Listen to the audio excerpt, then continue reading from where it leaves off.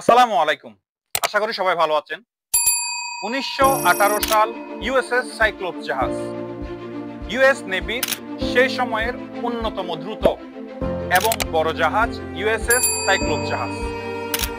প্রথম বিশ্বযুদ্ধে আমেরিকার জন্য ট্রুপস এবং কয়লা বহনকারী এই জাহাজ বাংলাদেশি মুদ্রায় প্রায় ৮০ কোটি টাকার ১১,০০০ টন ম্যাঙ্গানিজ নিয়ে ১৯১৮ সালের মার্চ মাসের ৪ তারিখ ৩০৬ জন নাবিক সহ ওয়াশিংটনের পাশের শহর বাল্টিমোর থেকে ৯ দিনের সফরে ব্রাজিলের উদ্দেশ্যে রওনা দেয়।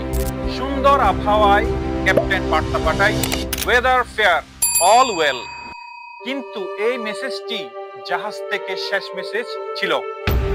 হঠাৎ সমুদ্রে গায়েব হয়ে যায় জাহাজটি এবং আজকে পর্যন্ত এর কোনো খোঁজ পাওয়া যায়নি। আমরা কেউই জানি না এই জাহাজ এবং জাহাজের লোকদের সাথে আসলে কি হয়েছিল। জাহাজটি সহ আরো প্রায় ১০০টি ছোট বড় দুর্ঘটনার সাক্ষী এই জায়গার নাম Bermuda triangle.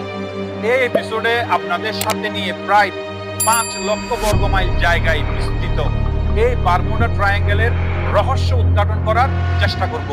The Bermuda Triangle is a roughly 500,000 square mile region in the western North Atlantic Ocean, often associated with unexplained disappearances of ships and aircraft. It's roughly bounded by Florida, Bermuda, and Puerto Rico. While the area has gained a reputation for mysterious vanishings, many experts attribute these incidents to natural causes, human error, and misinterpretations.